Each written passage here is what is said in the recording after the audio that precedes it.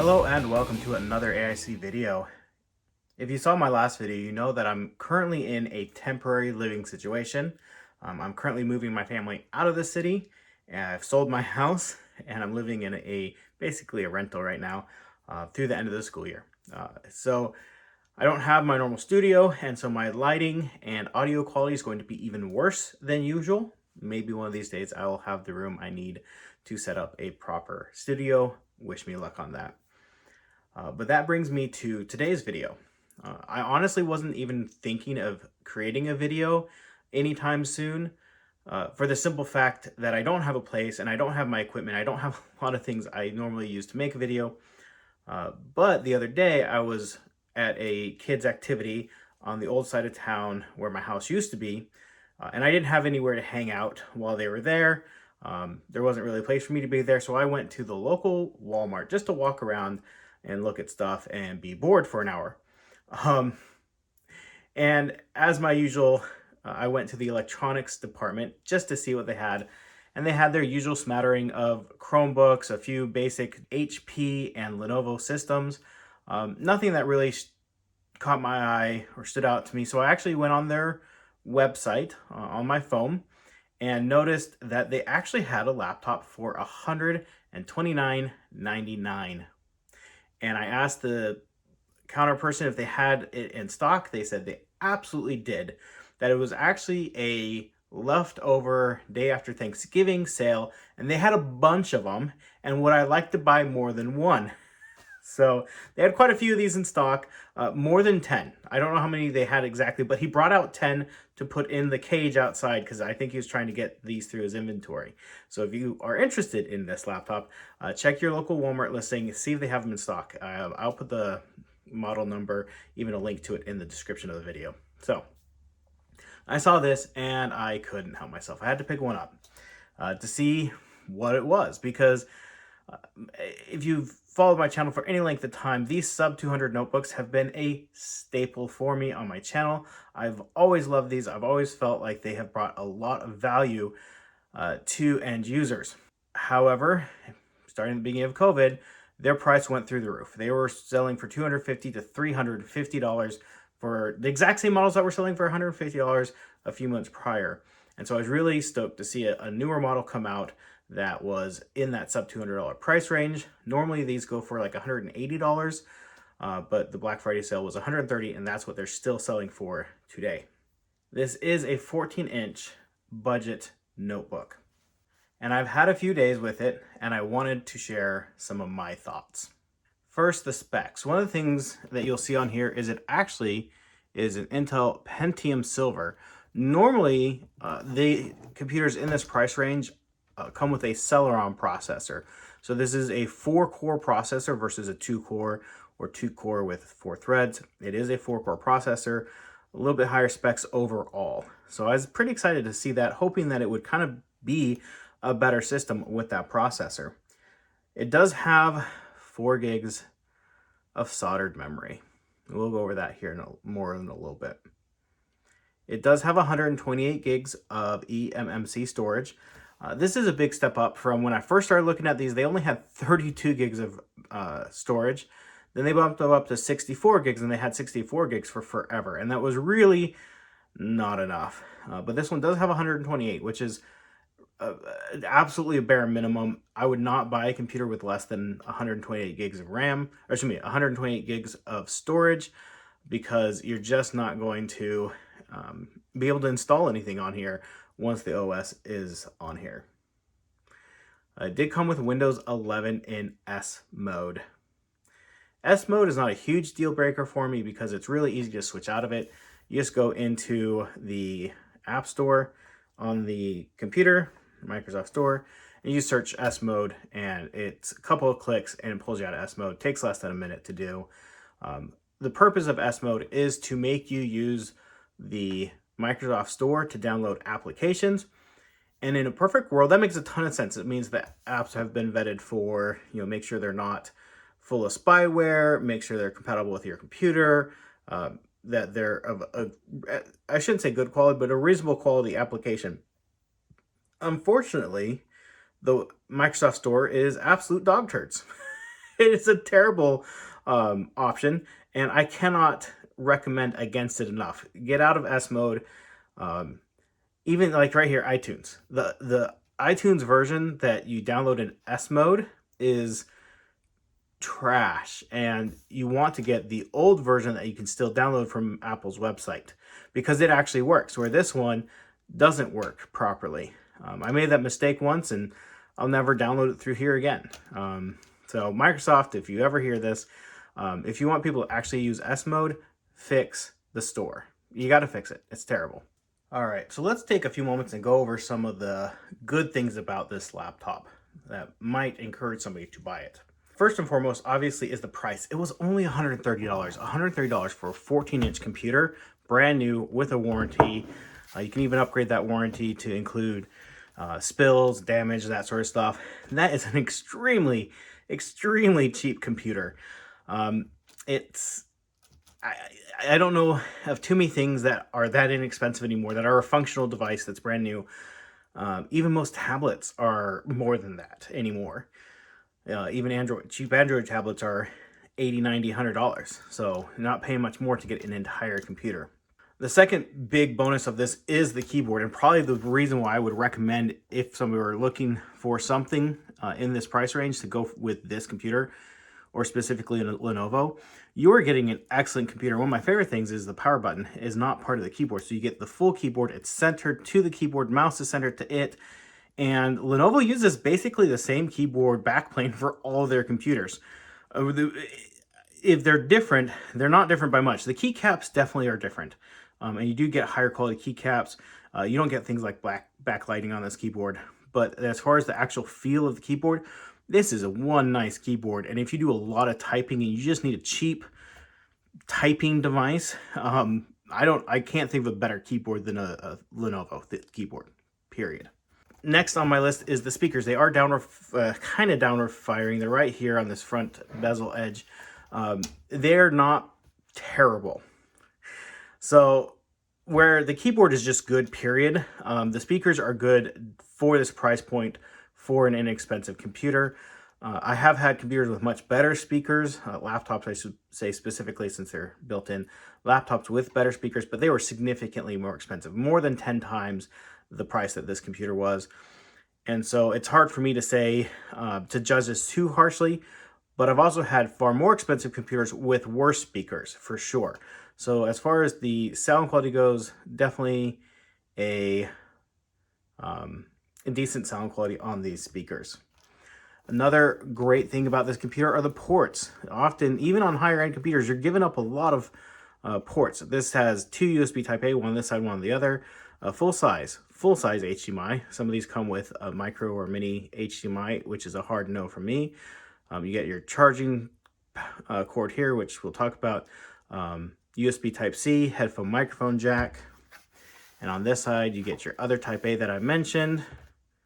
And you get a full-size SD card reader, which again is a great port to have. So I feel like these are pretty typical anymore, and you are not missing out compared to buying something more expensive as far as your connectivity. And in fact, some computers sort of having Thunderbolt on this system, which it does not have, you're not missing much. As far as connectivity to network, to the internet, this does have a Realtek Wi-Fi 6 adapter on here. It's very fast. I was surprised. So some of these come with pretty slow Wi-Fi adapters. This one, plenty fast, just as fast as any of my other computers as far as connecting to my home network and connecting to the internet. Pretty good for that on here. I was surprised again because it is such a cheap computer. That is one area where I don't feel like they cheaped out on. Battery life on this laptop is excellent. You have a low-end system, low-powered CPU with not a lot of extras, and so battery life on this is really good. I've been using it this morning alone for the last 5 hours, and I'm only down to 78%. So really great battery life. Should last you easily 10-ish plus hours on this system. I have full brightness on here. I've done nothing to reduce my battery consumption, to moderate it at all. So you're good there. As far as using it for your typical tasks, if you're watching YouTube or on social media, whatever. Now, if you're going to try to game on here, that's a completely different story. But as far as like kind of everyday tasks, excellent battery life.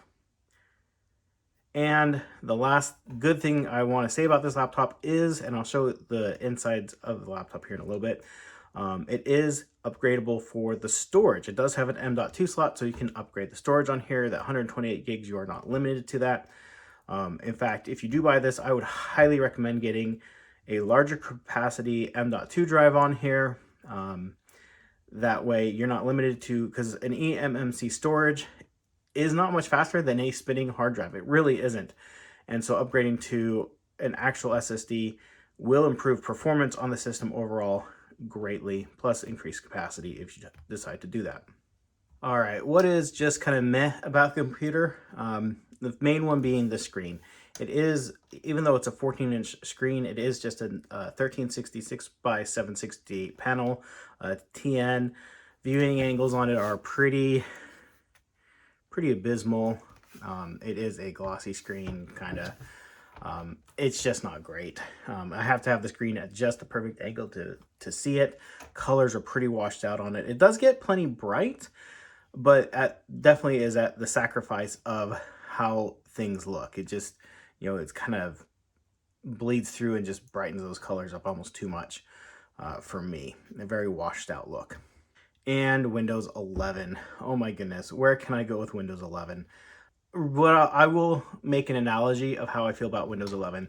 Windows 10 was half-baked. Even today, on my computer that uses Windows 10, I still feel like there's a lot of settings and things that just aren't finished from Windows 7, right? So Windows 10 just isn't quite done. So Windows 11 is like raw cookie dough, but not like a nice chocolate chip cookie dough that you kind of want to sneak into the fridge and eat later. It's like an oatmeal and date cookie dough that's kind of old and has a side of salmonella to go with it. So not something you want to eat, and when you do eat it, it makes you kind of sick. Another thing that's kind of meh about this computer is the touchpad. So this is a newer style where it doesn't actually click, like there's no physical click to it. And usually what they do when you have a touchpad like this is they add a haptic feedback. So some sort of vibration or something, so it kind of simulates that click feeling. This doesn't have that either. So you have no physical click and you'll have no haptic feedback click. And I'm sure I can get used to it after a while, but in the short term, it has been very annoying. And there's a lot of times where I've clicked, especially since it's a little bit of a slower machine, I've clicked, but I didn't realize I clicked, or I didn't think it had registered my click. And so when the computer finally catches up, I'll have opened something like 5, 6, 7, 8 times, not realizing that it had registered my click, or I clicked through web pages I didn't mean to, because I would click on a link and it would pause to load or whatever. And so I didn't realize I had clicked, so I clicked again and then clicked again, and then it would, register a new click. Anyways, touchpad is kind of meh. It's actually a nice size. It feels real nice, but the missing of the feedback missing on it is not really acceptable to me.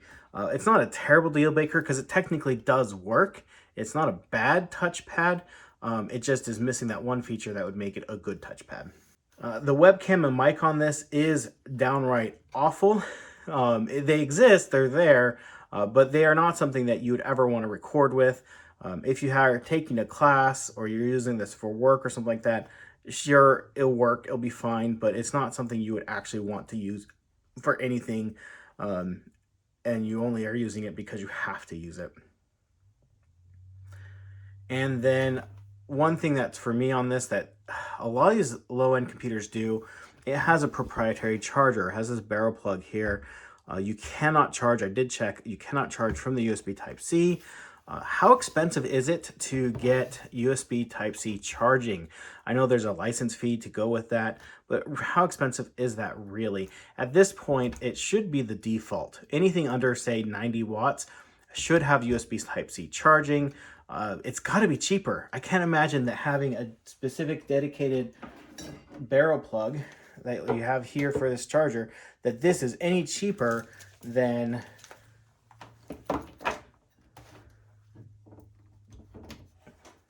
this, which I just pulled off my other laptop, a USB Type-C.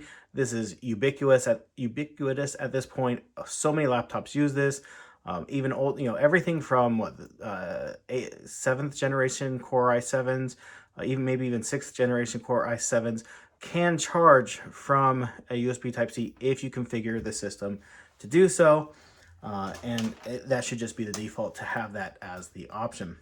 All right, so what is the bad? First and foremost, the biggest one for me is that this laptop only comes with 4 gigs of soldered memory. Now, the problem with that for me is Windows 11 specifically, and I don't think this would be as bad. In fact, I'm pretty sure it wouldn't be as bad with Windows 10. But with Windows 11, having just 4 gigs of memory is not enough. From a fresh reboot, this takes anywhere from 75 to 90% of the memory just sitting idle with the operating system running. It is just not enough. I'm showing you the insides here. Here on the back of the computer, you can see where there's actually a place where if you have the soldering skills and ability, you can solder on a RAM slot on here to be able to increase the memory. If anybody has that skill set and would like to do that, let me know. Here it has an interesting heat pipe to cool the CPU. I'm sure it could stand a repaste. I'm sure they use some pretty cheap thermal paste on there. The storage is this chip under the heat pipe here. And here is upgradable M.2 slot here on the side, so you can actually upgrade that storage. So that is an option to you, and that will improve performance, but not nearly as much as actually having an appropriate amount of RAM on the system. Another bad thing about this laptop, speaking of that upgradable storage, it does have that eMMC storage. That eMMC storage is not much faster than a spinning hard drive. It's basically as fast as an SD card. Very similar technology there. And so it is slow. It's painfully slow. It does not last very long. If you buy this, I would almost recommend going right out and upgrading that storage immediately. Now, another downside of this laptop, I was hoping that with the Pentium Silver CPU on here, that it would have some better gaming performance. Do not buy this laptop if you plan to play anything more than solitaire on here. You can see I'm running a benchmark right now. It is downright awful. If you plan on buying a low-end system and you insist on buying an absolute budget computer, you're going to want to go with the AMD. They have the built-in Radeon graphics. They're better. They're not good, but they are better than this. So don't buy this for gaming. Don't. You're not going to have a good experience. Now, next to the amount of RAM, one of the biggest things that this has going against it is used computers, used laptops. So here I have, I'm going to show you to you real quick. I picked this up on eBay for $120, so $10 less, minus taxes too, so probably closer to $20 less. I picked up this HP ZBook 14 Gen 2. It has a 5th Gen Core i7 processor. It can have up to 16 gigs of RAM. It has a 2.5-inch drive floppy, or 2.5-inch drive, so you can have any kind of storage device in here. So you can have 2, 4, 8 terabytes of storage on this, no problems at all. It has more ports. It has a gigabit Ethernet. It has more USB ports, DisplayPort, headphone, microphone.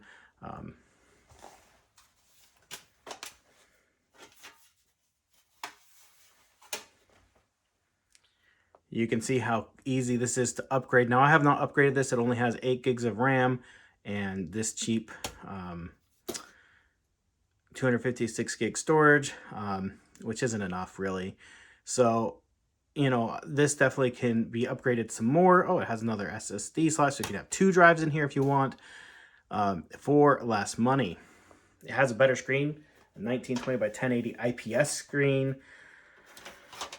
So, as far as, how far your money goes, oh, it has dedicated graphics too. This has a dedicated graphics card, So as far as how far your money goes, buying used, you can get a lot more system than you can with a brand new system, period. That's always been true, but especially in these budget systems, it's just hard to get over the fact that you can spend the same money or even less and get more computer for your money.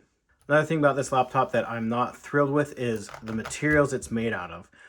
Mainly this shiny metallic plastic here that's on the palm rest and on the lid of the computer.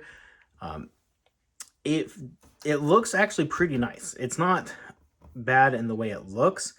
It has more to do with the fact that this will scratch and look awful very quickly. It looks good on a shelf, it looks good on display, but as soon as you actually start using this, sliding it in and out of a laptop bag or a backpack, sliding around on tables, the normal stuff that you do with a laptop, being portable, is it will scratch and look pretty awful pretty quickly. I wish, even if it had just been like the gray plastic of the bottom, this isn't pretty, but this is much more hard wearing than this is. So if the whole laptop had been that, I'm sure maybe it wouldn't have sold. It's not as flashy, but man, it sure would have held up a whole lot better than this is going to. And finally, my final thoughts on this system are really just that it exists. If you have to have a brand new computer and you only have $130, you don't have other options. Honestly, this is probably it at this point. I've looked, not much out there right now on a brand new computer. But if you have that much money and you look used, man, your dollars will go a lot further. But that does require more effort from the buyer. You have to know what you want and what you're looking at. You can't just go to the store and say, here's my money, give me something, right? This does come with a warranty. That means a lot to some people, that warranty. The problem I have with this really isn't its poor performance, because it doesn't have great performance. It's who it is marketed to. It's marketed to grandma. It's marketed to a teenager. It's marketed to people who just have such a limited budget and don't have much knowledge of what they're buying. And they're going to buy this, and its performance is going to be poor, and they're going to not be happy about it because they needed to save up a little bit more money and buy something that had better overall performance, or buy something used that has better overall performance, and their experience would be better because then it would do all the things they know it needs to do and not be a frustrating device for them to own. The other thing is in another year, maybe two, there's going to be e-waste. Windows updates will kill it, that lack of memory. This laptop is almost 10 years. It's like 9.5 or 8.5 years old, something like that. So this is 8 years old, and I'm still using it today because I can upgrade the memory, I can upgrade the storage. Its performance was high enough at the time it came out that it's still a usable computer today.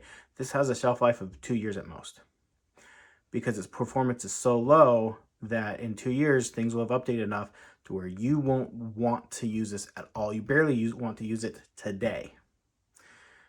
But because of who it's marketed to, it just doesn't fit the bill for them, unfortunately. For me personally, this is actually a great system. This is something I'll take. I'm in the middle of moving. I'm going to put some of my nicer stuff into storage. I'm moving from one temporary situation to another one because, Airbnbs get rented out, and that's kind of what I'm staying on right now. And so, I'd rather this go on the move with me, get scratched, beat up, whatever. And if it gets destroyed, I won't care, right? Because that for me is all I need it to do is to check some emails, right? Whereas this, I need a little bit more. I expect more out of it, and I want it to last a little bit longer. So, anyways, that's kind of my thoughts. If you have the money, don't buy this. Buy something like this. Or buy a ThinkPad. Preferably ThinkPads they're my default suggestion. If you have any thoughts, comments, questions, if you want to see me do anything to this specifically, let me know down in the comment section down below. I'll do my best to answer any questions and have any follow-up videos for you. Thank you for watching, and I hope you have an amazing day.